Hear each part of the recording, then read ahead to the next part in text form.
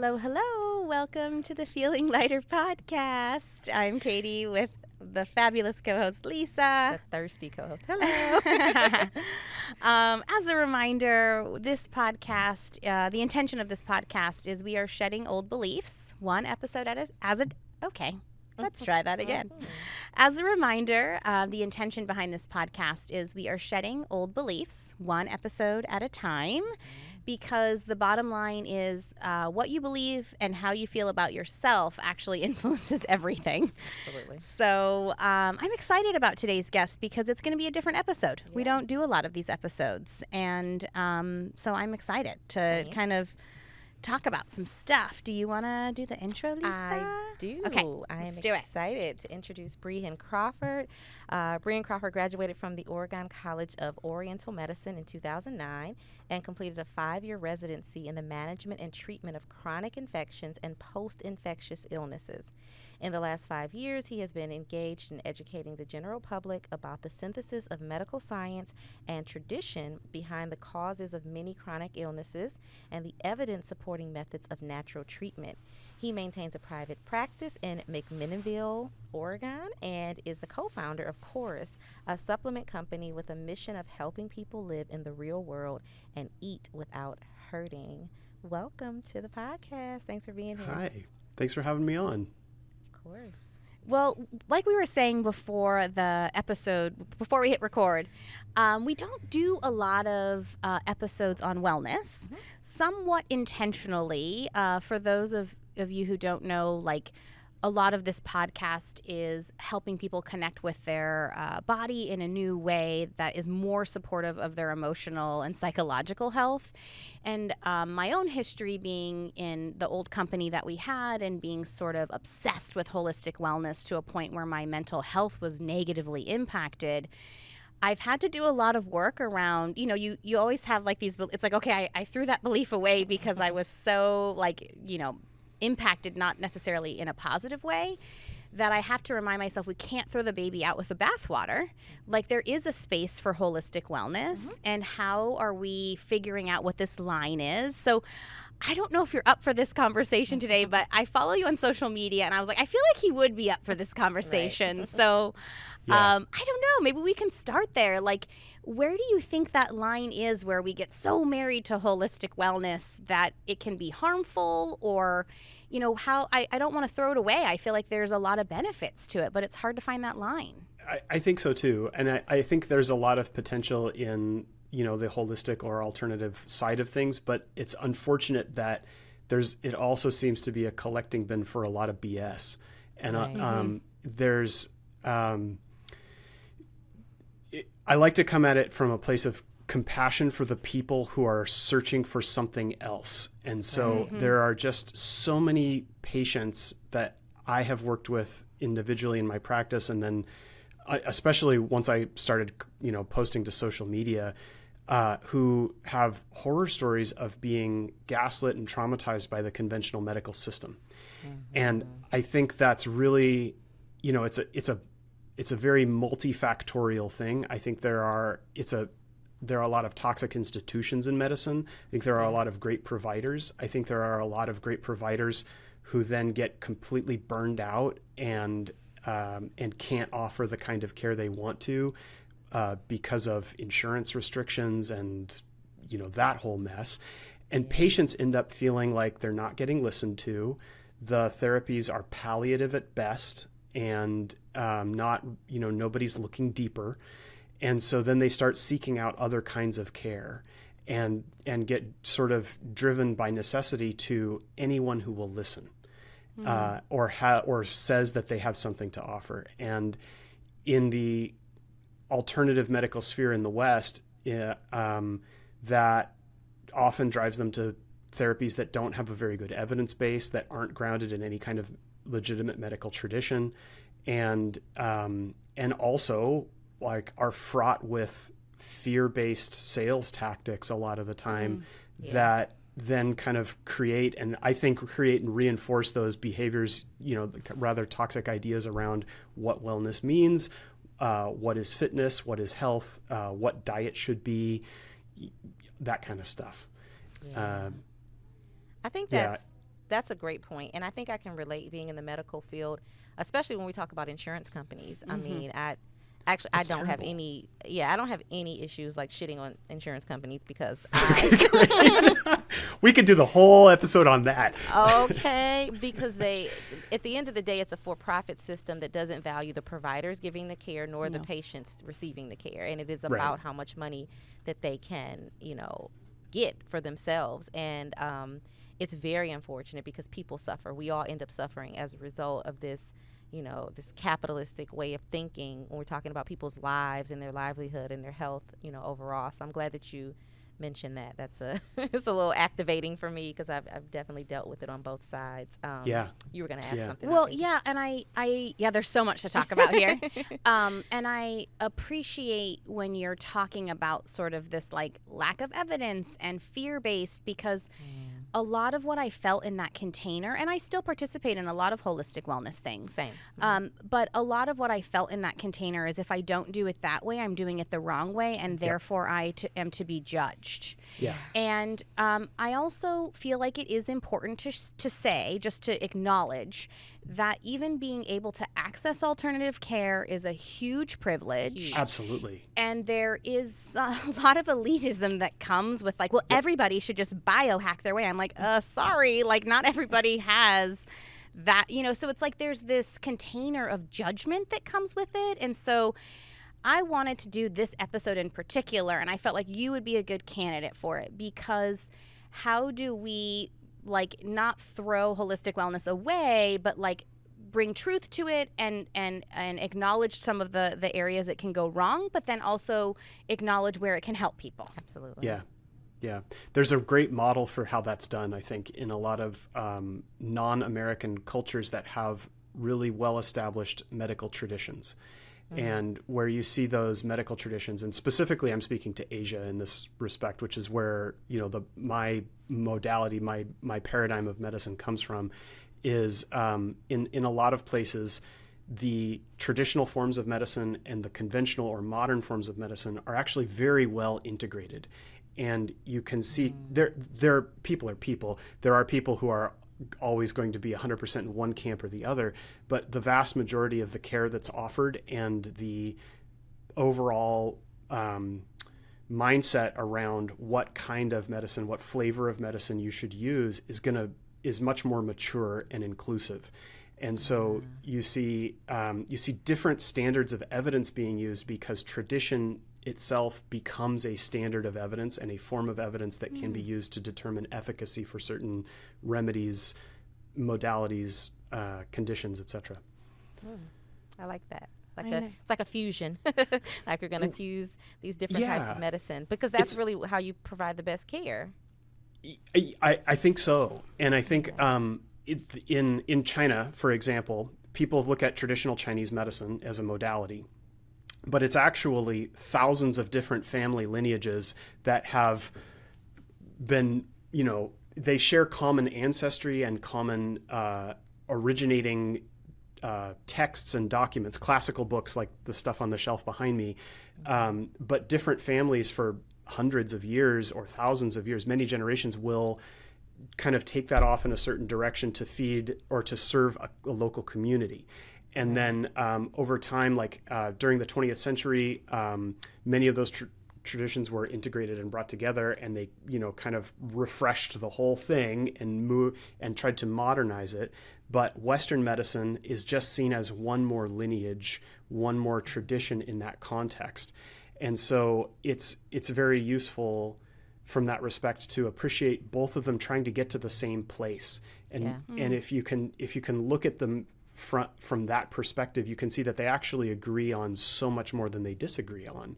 And you don't have to get into the tribal kind of mindset of only organic or only plant medicines are good, or only pharmaceutical medicines are good, or, it becomes much more inclusive in that respect.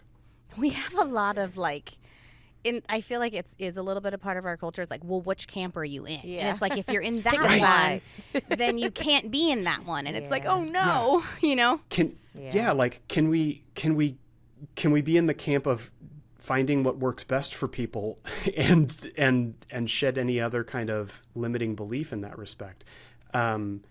People ask me all the time if I have alternatives to antibiotics, and I say yes, because I do. But most of the time I'm recommending, if somebody has a serious bacterial infection, they go get the antibiotics because they're going to work very quickly for that. They have a profound, very high efficacy rate.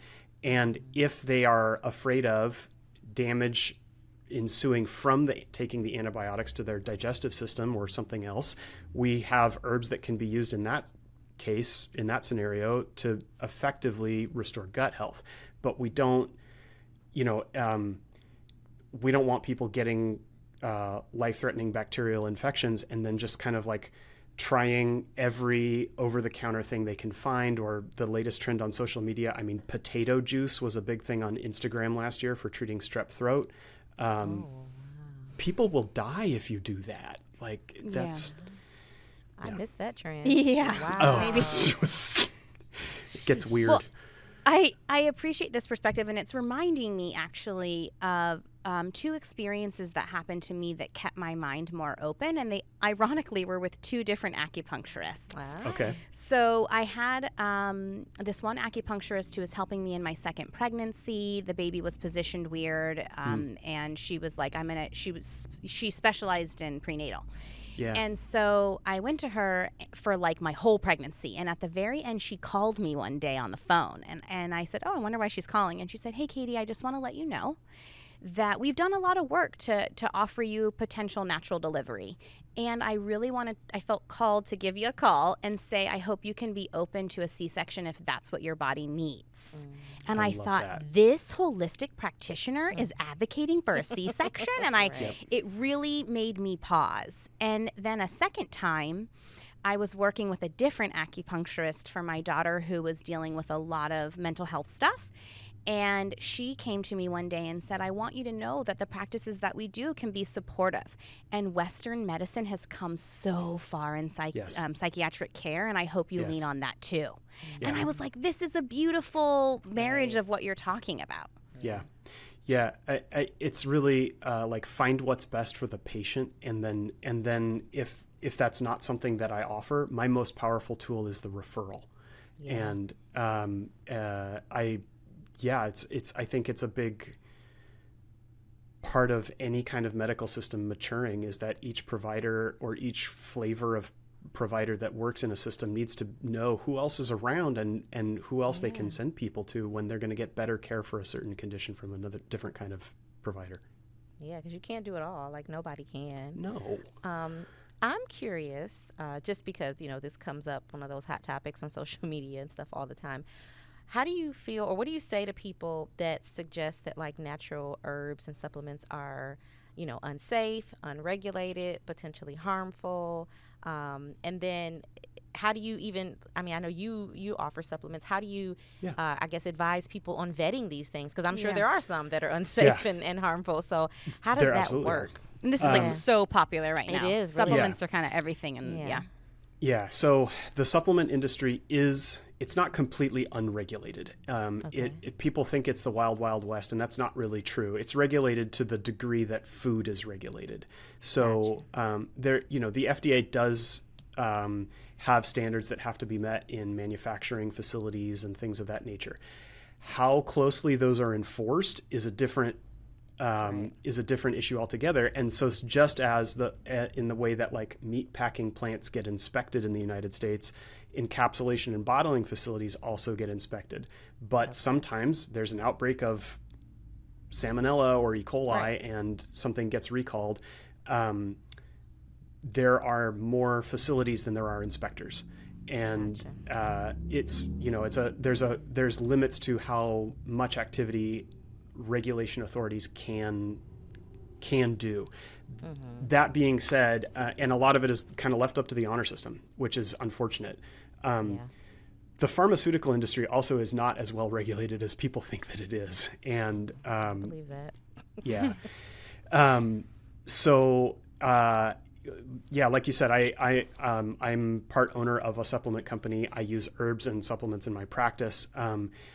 generally speaking, there are kind of guidelines that you learn as you're going through training in this kind of medicine in terms of what to look for in a company that you're going to use if you're going to recommend their products to your patients.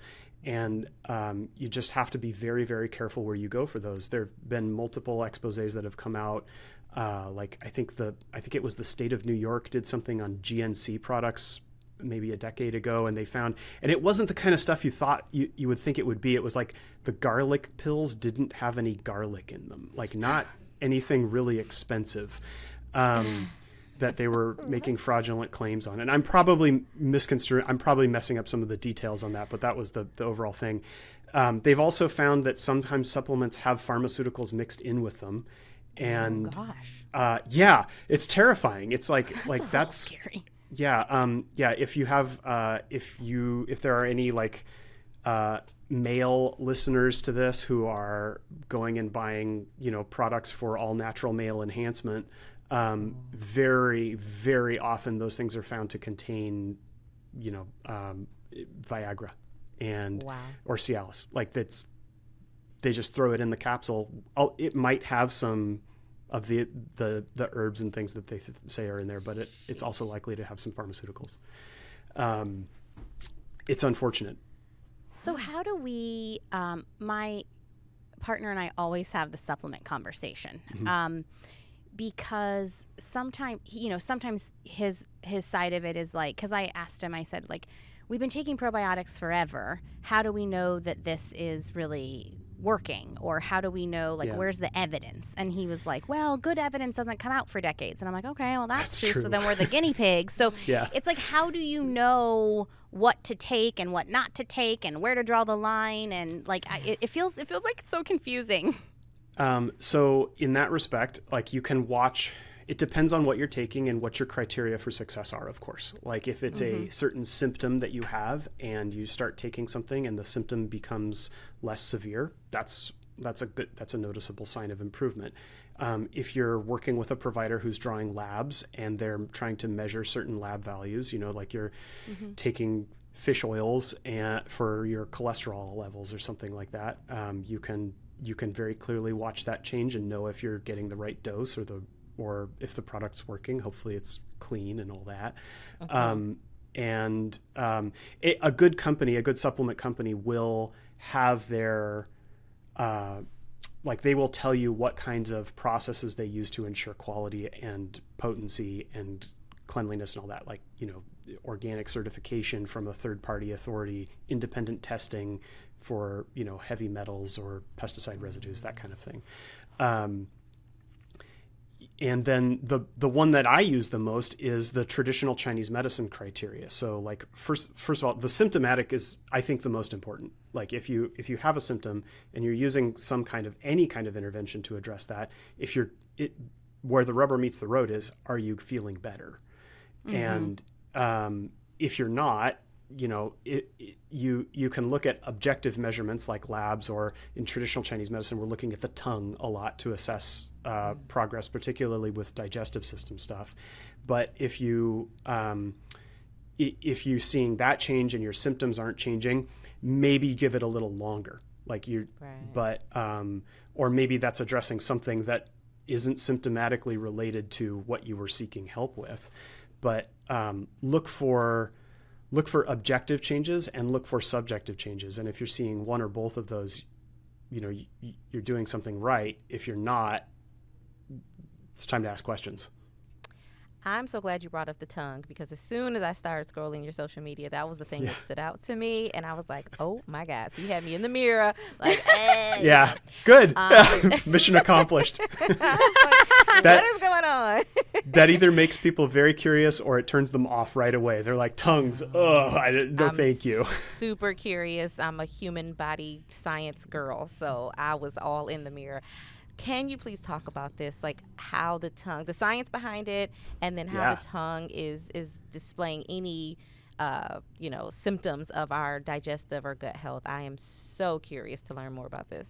Okay, great. So there are a few different things I like to talk about in that respect. The first is that the tongue is it has skin, but it's a muscle that we can observe directly, and it reflects the state of blood circulation and the thermal nature of the body pretty effectively. So just like people who are don't have enough blood, people who are anemic or have very significantly reduced blood supply to their extremities will be very pale.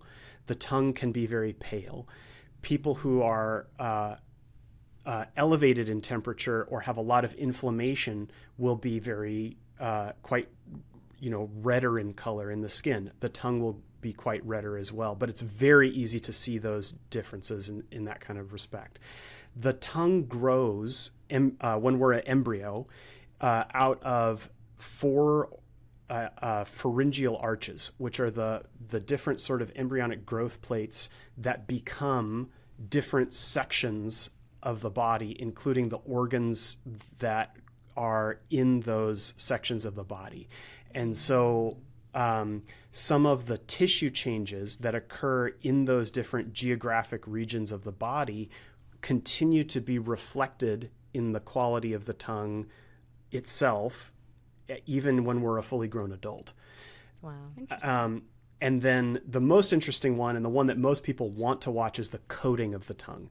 So the tongue naturally gets a biofilm, kind of a fur coat is what it looks like, when certain kinds of, certain parts of our microbiome, like our digestive flora, bacteria, yeasts, viruses, etc., grow in certain different ways. And so you'll see the coating thickness change. You can see what patches on the tongue are more or less coated change. You can see the color of the tongue coating change, all of that as your digestive microbiome changes. Wow. Interesting. Yeah. Yeah, so one of the things I was hoping along the same line that I was wanting to connect with today was around gut health. I do feel like this was part of the reason I wanted to do this episode also, because I'd love to know sort of what do we know about gut health and the connection to mental health. Mm-hmm. Is there a lot of evidence? Is there a lot of science? And what do we do about that? There is a lot of evidence and a lot of science, but I will say most of it right now is correlative rather than causative. Okay, that's a really good point to make for people Yeah. who aren't listening, like who didn't realize there's a difference between things being correlated or things being like directly caused by it. So I'm glad you said that. Yeah, so clinically we see a huge relationship. Like it's very easy to track symptomatic improvement in digestion with symptomatic improvement in mental health situations. Most of my patients who I see who have some issue going on in both area, those two things will track along with each other in terms of improvement or decline. In terms of the evidence, it's very much a chicken or egg relationship, and or a question, I think, is probably a better way to put that. We don't really know if it originates in the brain or the central nervous system, or if it originates in the gut. My hypothesis is that it's both, or that it can come from either direction, because people who sustain a physical injury to the head can develop gut problems as a result of that. People who take a lot of antibiotics and have a lot of post-antibiotic gut symptoms can immediately start developing psychiatric symptoms in the brain as well. And so I think it's I think there's the term gut-brain axis, I think, is a really good appropriate term to use, because it's bidirectional. And so clinically, I think addressing it in a manner that speaks to both of those areas probably is what gets the best effects for people. And how do we address that? Like, how do you know if you have good gut health? And how do you, like, if you say, okay, we'll just use me as an example. Okay. Let's say I have a lot of anxiety. Sure. And the way I have been looking at things more recently in my life is whatever lens you look through is the lens you're going to solve that problem. So I could look through a spiritual lens, I could look through an energetic lens, I could look through a Western medicine lens, I could look through a functional alternative health lens. So if I were to be looking more through the alternative health lens. I say that I give that context because I think that is the problem that we have, is that we choose a lens and then we marry ourselves to that lens. Yes. But if I choose to look through the alternative health lens, like what if I came to you and said, I have a lot of anxiety and I'm curious about my gut health, what would you say to that?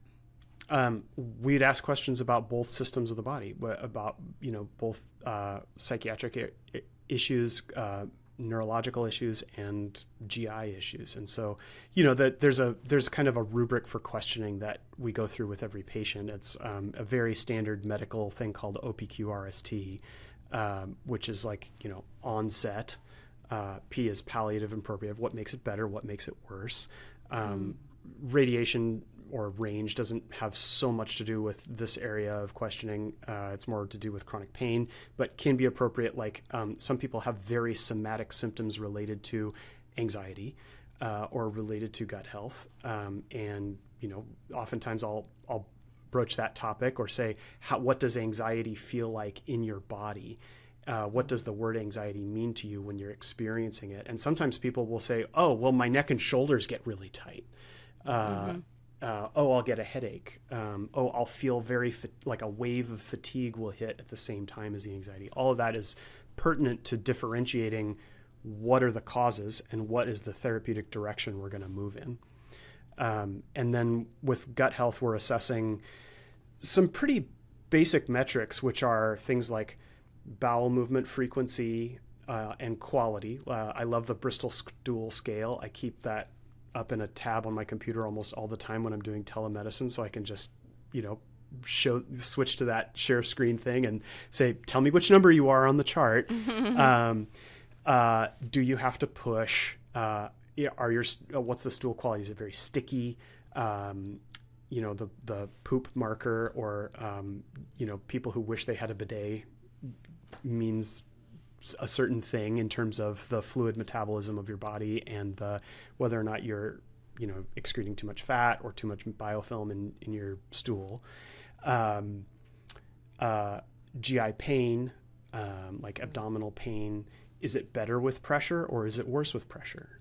Do you feel better after a bowel movement or worse after a bowel movement? And all of that can point us in the direction of, if someone has what we would call, in Chinese medicine, we're boiling that down to what we call excess, which is too much of something. Like biomedically, you would think in terms of like a candida or yeast overgrowth, which I think that term gets thrown around way too generally as the cause of all kinds of problems. And it's much more specific, but it can also be overgrowth of certain kinds of bacteria. It can be a retained pathogen, like somebody who got food poisoning and never got over it. Or it could be deficiency, in which case we would actually consider something like a probiotic in that circumstance where you don't have enough of a healthy flora, and so your body's really struggling to digest things from that angle.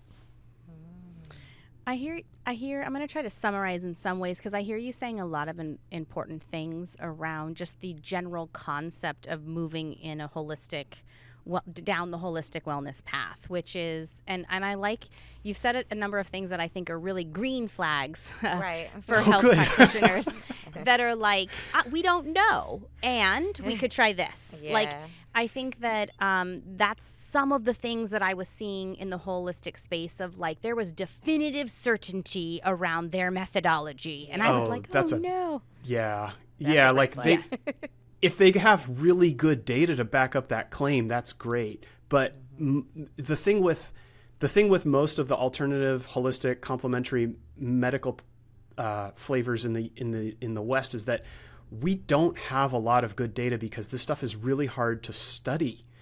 It's for multiple reasons. There's a lot of the medicines can't be patented the way a pharmaceutical can. So the profit motive for a company that develops a formula or a supplement is like, it's just not, the potential isn't as high because and if they fund a study, a good study, and it comes out with a good result, and they have something that was studied that way, another company can just copy it, and if they have a better marketing team, they'll run them out of business. Versus a pharmaceutical, you can patent that, and then you get some exclusivity to its use for several years. we're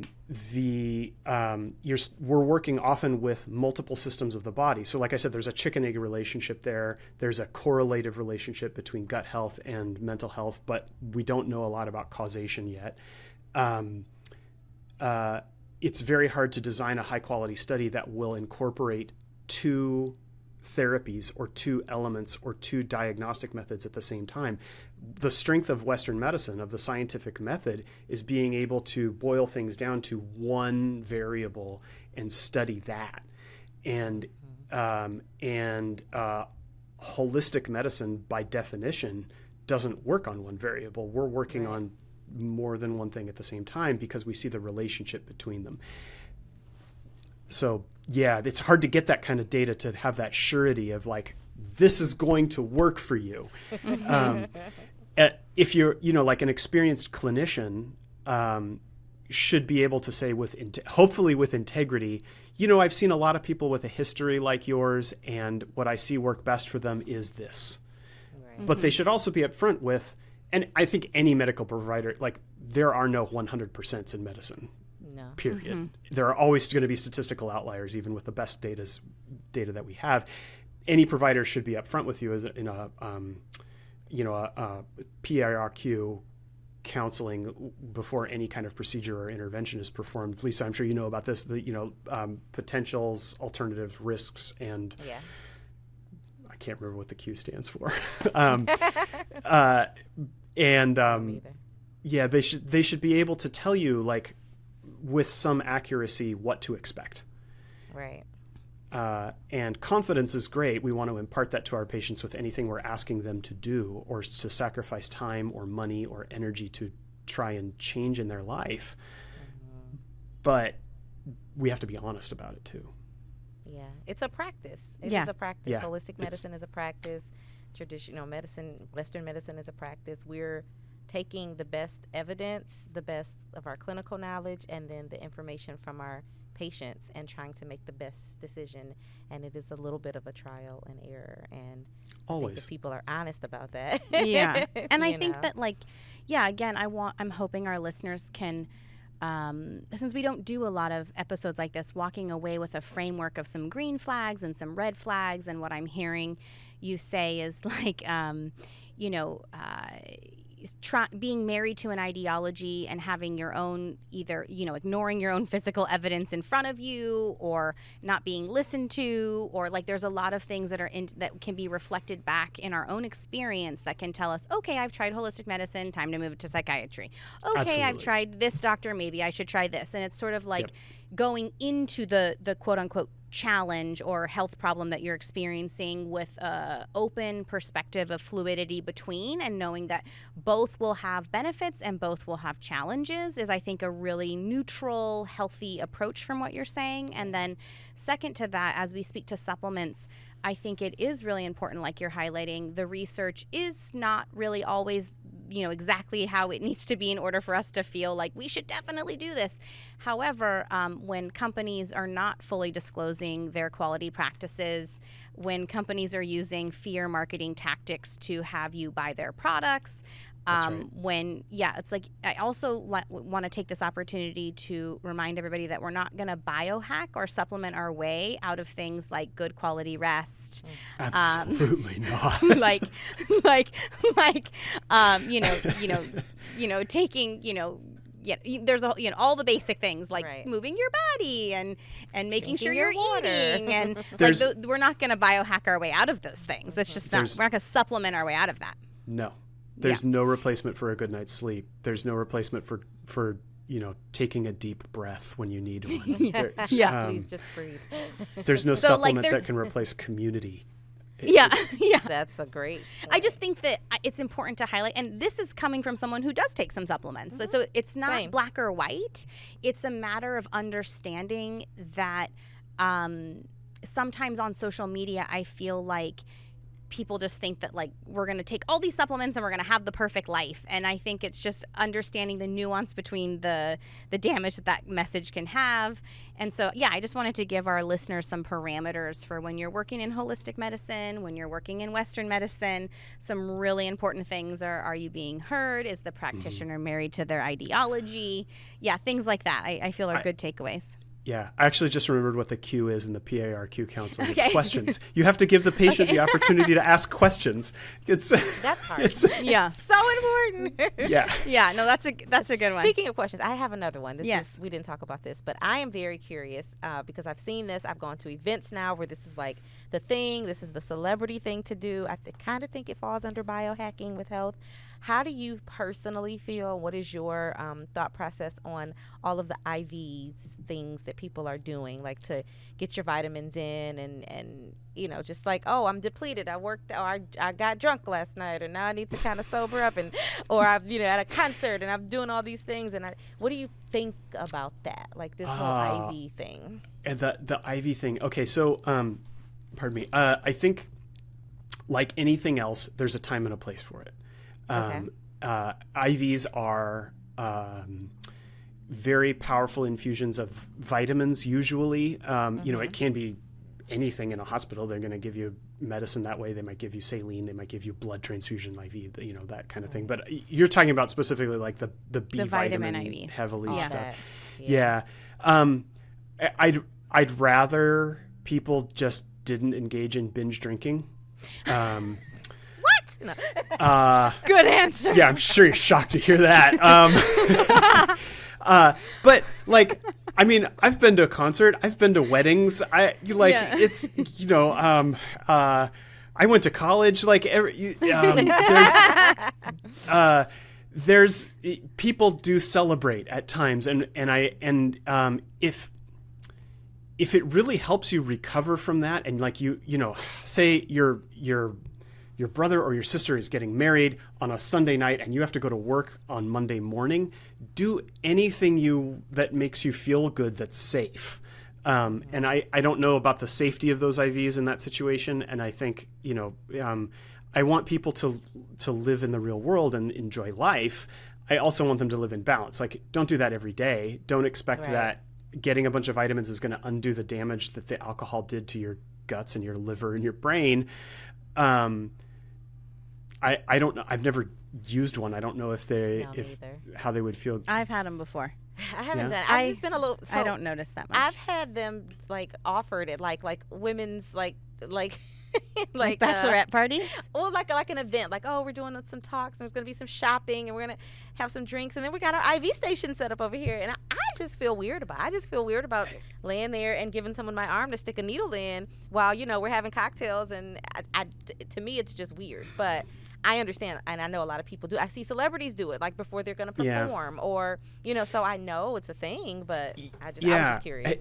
There's an intervention that I'm familiar with is a little bit more as a Myers cocktail, which is a vitamin IV that I've seen a lot of. I've seen a lot of my chronically ill patients have a series of those, and they always feel great after them, but it doesn't really address anything that they're actually seeking care for. It's in many ways it's like acupuncture. Like it's like you know, you can use acupuncture in the West for anything you want, and so people advertise it for everything. And oftentimes, one of the side effects of acupuncture, which is great, is that you feel relaxed and nice afterwards.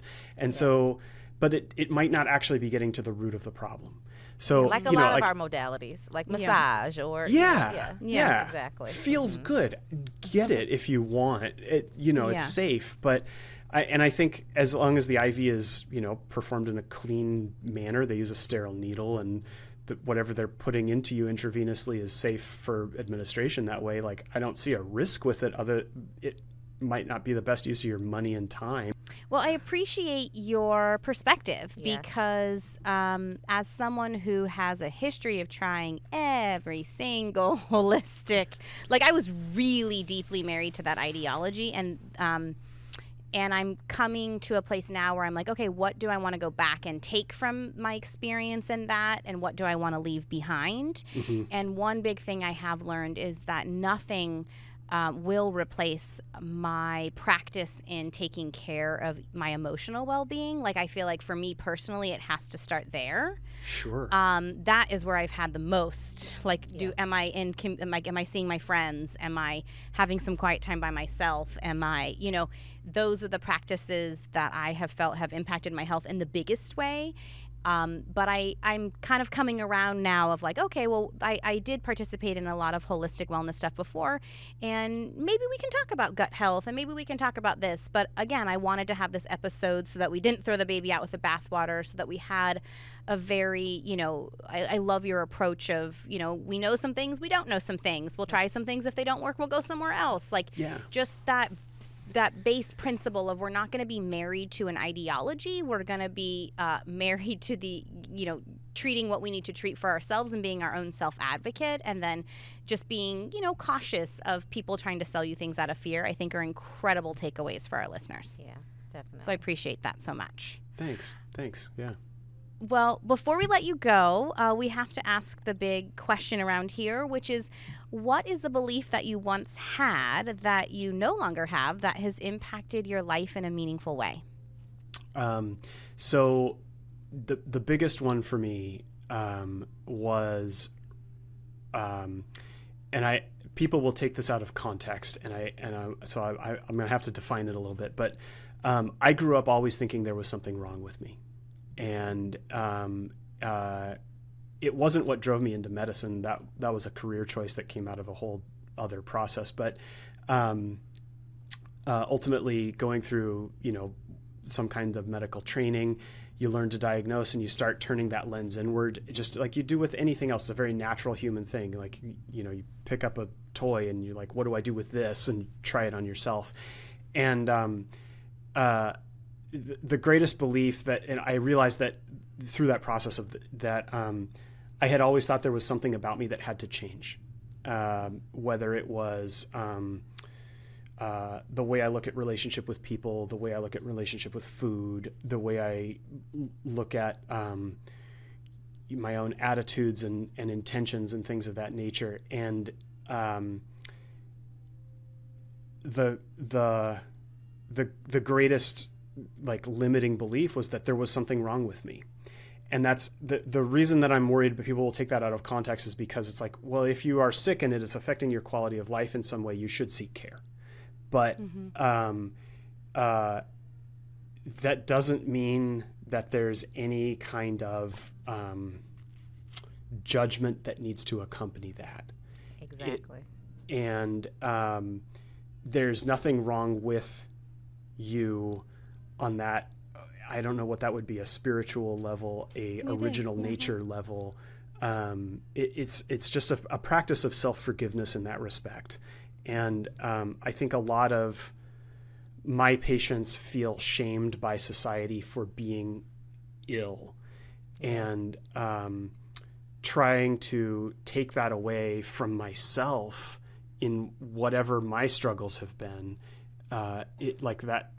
In the way that we are trained as providers to have absolute compassion for our patients, we often forget that that's necessary for ourselves as well. And that, I think that, it's like you don't blame the baby for crying. Yeah. Well, I think you were the perfect guest to Oh, have a thanks. conversation around how holistic wellness can benefit our lives, because you have a really great approach. So thank you so much for joining us. But before we let you go, tell our listeners where they can find you. I'm touched to hear that. Thank you. They can find me on social media. Crawford_wellness is the handle I use in most places. If you Google that, you'll find me. You'll find my website. And then a lot of my energy now is going into the company Chorus, which has a lot more education on its website about tongue diagnosis for people to do safely at home, and gut health strategies, involving food choices that are not toxic, like not any kind of very obsessive food choices or compulsive food choices. We want people to eat in the real world and be happy. That's awesome. But I love how to make a balanced diet for yourself, that kind of thing. Yeah. Wonderful. Well, thank you again for joining us, and thank you to all our listeners. We will see you next time. Bye-bye. Thank you for having me on. Take care, guys.